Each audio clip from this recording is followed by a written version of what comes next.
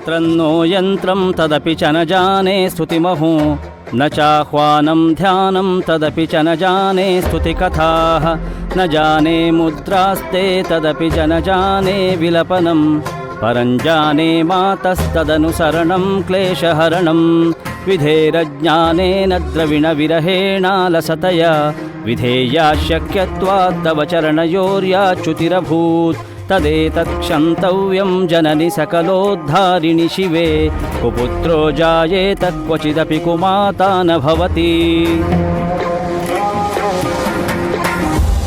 ಶ್ರವಣ, ಎಲ್ಲ ಕಡೆ ಶುದ್ಧ ಮಾಡು. ಅಲ್ಲ ಮಾವ, ಇದನ್ನೆಲ್ಲ ಬೆಳಗ್ಗೆನೆ ಮಾಡ್ಬೋದಿತ್ತಲ್ವಾ? ಬೆಳಗ್ಗೆ ನೀರು ಹಾಕೋದು ಮನೆ ಶುದ್ಧಿಗೆ, ಈಗ ಮಾಡ್ತಿರೋದು ಕರ್ಮ ಕಳ್ಕೊಳ್ಳೋದಕ್ಕೆ, ಆತ್ಮತೃಪ್ತಿಗೆ. ಅವನ ಹೆಸರು ಕೇಳಿದ್ರೆ ಮೈಯೆಲ್ಲ ಉರಿಯುತ್ತೆ. ಆದ್ರೆ ಇವತ್ತು ಇಡೀ ದಿನ ಅವನ ಜಪನೇ ಆಗೋಯ್ತು. ಯಾರಿಂದ ಗರ್ಭಗುಡಿ ಬಾಗಿಲು ಹಾಕ್ಕೊಂಡ್ಲು ಅಮ್ಮ? ಅಂಥವನ ಬಗ್ಗೆ ಅಗ್ರಹಾರದಲ್ಲಿ ಬರೀ ಅಗ್ರಹಾರ ಅಷ್ಟೇ ಅಲ್ಲ, ಇಡೀ ಊರ್ನೇ ಶುದ್ಧಿ ಮಾಡಬೇಕು. ಅವನ ಹೆಸರು ಹೇಳಿದ್ರೂ ಶಾಪ, ಅವನ ಹೆಸರು ಕೇಳಿದ್ರೂ ಶಾಪ. ಹೋಗ್ಲಿ ಬಿಡ್ರಿ, ಆ ಹುಡ್ಗ ಅಗಸ್ತ್ಯ ಅಲ್ಲ ಅಂತ ಬನಶಂಕರಮ್ಮನೆ ಪ್ರಸಾದ ಕೊಟ್ಟಾಯ್ತಲ್ಲ, ಮತ್ಯಾಕ ಆ ವಿಷಯ? ಅವನ್ ಮಾಡಿರೋ ಕೆಲಸ ಅಮ್ಮನ ಹೆಸರಿರೋವರೆಗೂ ಇರುತ್ತೆ. ಅಮ್ಮ ಮಕ್ಕಳನ್ನ ದೂರ ಮಾಡೋದು ಯಾವ ಅಪರಾಧಕ್ಕಿಂತ ಏನು ಕಮ್ಮಿ ಅಲ್ಲ. ಹೌದು ಚಿಕ್ಕಮ್ಮ, ಆ ಅಗಸ್ತ್ಯನಿಂದಾನೆ ಇವತ್ತು ಈ ಶಾಂತಾರಾಮ್ನಂತವರು 100 ಜನ ಹುಟ್ಕೊಂಡಿರೋದು. ಸರಿಯಾಗಿ ಹೇಳಿದೆ. ರಾಯರ ಮನೆ ಮುಂದಿರೋ ರಸ್ತೆಯಲ್ಲಿ ಹೋಗೋ ಜನ ಮನೆ ಕಡೆ ಮುಖ ಮಾಡಿ ಕೈ ಮುಗಿದು ಹೋಗ್ತಿದ್ರು. ಅಂಥ ದೇವಸ್ಥಾನದಂಥ ಮನೆಗೆ ಕಲಶ ಆಗಬೇಕಾದ ಮಗನಿಂದಾನೆ ಈ ಪರಿಸ್ಥಿತಿ ಬಂದರೆ ದಾಮಿನಿ ಅಮ್ಮನವ್ರು ಹೇಗೆ ತಾನೇ ಸಹಿಸ್ಕೋತಾರೆ?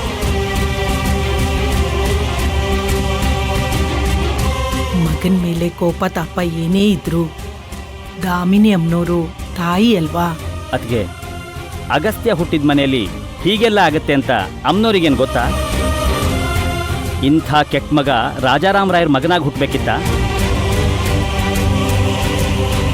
ಖುಷಿ ವಿಷಯ ಏನು ಅಂದರೆ ಇವತ್ತು ಬರೀ ಅವನ ಹೆಸರಲ್ಲೇ ಮುಗೀತು. ಒಂದು ವೇಳೆ ಆ ಅಗಸ್ತ್ಯ ಇಲ್ಲಿಗೆ ಬಂದ್ಬಿಟ್ಟಿದ್ದಿದ್ರೆ ಅಗ್ರಹಾರ ರಣರಂಗ ಆಗಿ ಬನಶಂಕರಮ್ಮನವ್ರಿಗೆ ರಕ್ತದಲ್ಲೇ ಅಭಿಷೇಕ ಆಗಿರೋದು.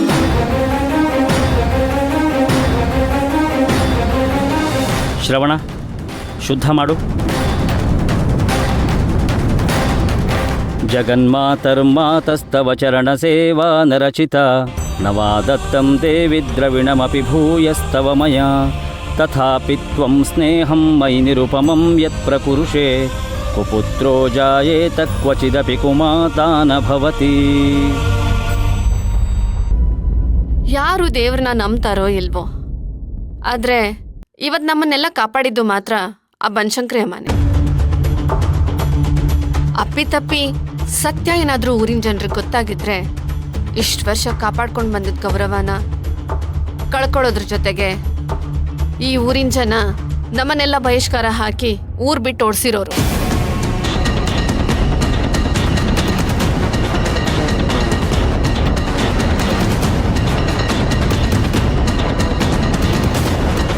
ಇನ್ನು ಈ ವಿಷಯದ ಬಗ್ಗೆ ಇನ್ಯಾವ ಮಾತು ಬೇಡ ದಮಯಂತಿ.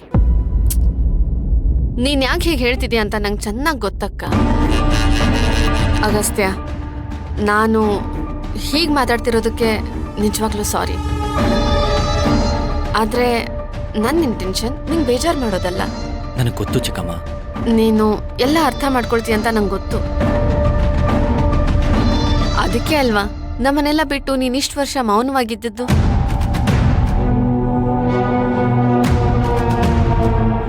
ಆದ್ರೆ ನನ್ನ ಕನ್ಸನ್ ಅಂದ್ರೆ ಪಾಪ ಅಕ್ಕ ಇದನ್ನೆಲ್ಲ ನಾಳೆ ಹೇಗೆ ಹ್ಯಾಂಡಲ್ ಮಾಡ್ತಾಳೆ ಅನ್ನೋದು. ದಮಯಂತಿ, ಇವತ್ ಕಾಪಾಡಿದ ದೇವಿನೇ ಮುಂದೇನು ನನ್ನ ಕೈ ಹಿಡಿತಾಳೆ ಅನ್ನೋ ನಂಬಿಕೆ ನನಗಿದೆ. ಅಕ್ಕ, ಇದು ನಿನ್ನ ನಂಬಿಕೆ ವಿಷಯ ಮಾತ್ರ ಅಲ್ಲ ನೋಡು. ಅಗಸ್ತ್ಯ ಈ ಮನೆ ದೊಡ್ಡ ಮಗ. ಇವತ್ತಲ್ಲ ನಾಳೆ ಇವನೇ ತಾನೇ ಈ ಮನೆ ಜವಾಬ್ದಾರಿ ತಗೊಳ್ಳೋದು. ಇದು ನಮ್ಗೆಲ್ಲ ಗೊತ್ತಿರೋ ವಿಚಾರನೇ, ಒಪ್ಕೊಳ್ಳೋ ವಿಷಯ ಕೂಡ.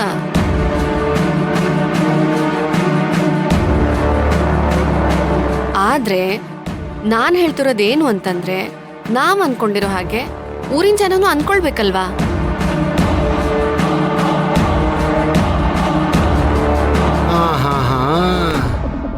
ಬಿಲ್ ಇಲ್ದೆ ಬಾಣ ಬಿಡೋದು ಅಂದ್ರೆ ಇದೇನೆ. ಬಿಡು ಬಿಡು, ಅಗಸ್ತ್ಯನ ಎದೆ ಸೀಡೋವರೆಗೂ ಬಿಡು. ಆದ್ರೆ ಈಗ ಅವ್ರುಗಳೇ ಒಪ್ಕೊಂಡಾಗಿದೆಯಲ್ಲ. ಒಪ್ಪಿರೋದು ಆದಿತ್ಯ ಅಂತ, ಅಗಸ್ತ್ಯ ಅಂತ ಅಲ್ಲ.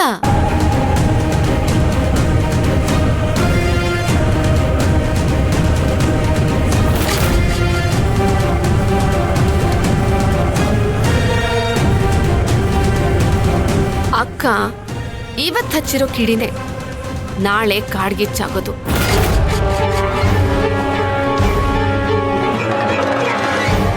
ಸತ್ಯನೂ ಒಂದಿನ ಎಲ್ರಿಗೂ ಗೊತ್ತಾಗುತ್ತೆ ಅಲ್ವಾ?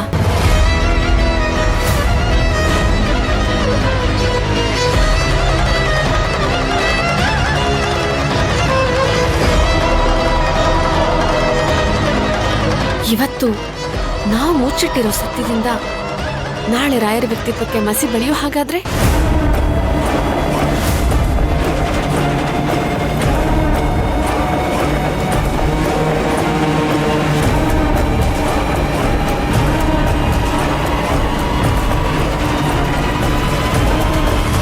ಅಮ್ಮ, ಚಿಕ್ಕಮ್ಮ ಹೇಳ್ತಿರೋದು ಸರಿಯಾಗೇ ಇದೆ.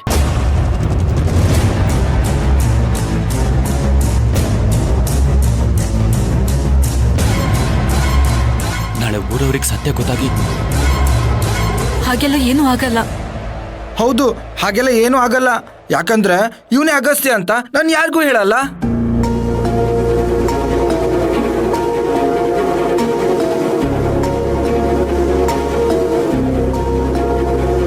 ಇದು ಕೇವಲ ನಮ್ಮ ಕುಟುಂಬಕ್ಕೆ ಸಂಬಂಧಿಸಿದ್ದಲ್ಲ ಅಂತ ಹೇಳ್ದೆ. ಜೊತೆಗೆ ಊರವ್ರಿಗೇನಾದ್ರೂ ನಿಜ ಗೊತ್ತಾಗಿ ಅಗಸ್ತ್ಯನ್ಗೆ ಏನಾದ್ರೂ ಮಾಡ್ಬಿಡ್ತಾರೇನೋ ಅಂತ. ಸಾಕು!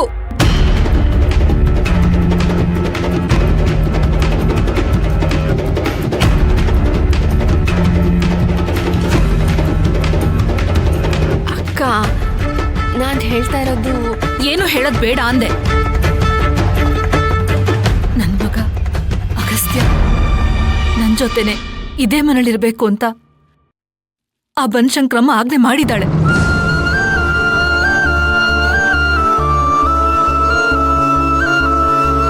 ಅಗಸ್ತ್ಯ ಇಲ್ಲೇ ಇರ್ತಾನೆ. ಇವನು ಎಲ್ಲೋಗೋದಕ್ಕೂ ನಾನ್ ಬಿಡೋದಿಲ್ಲ.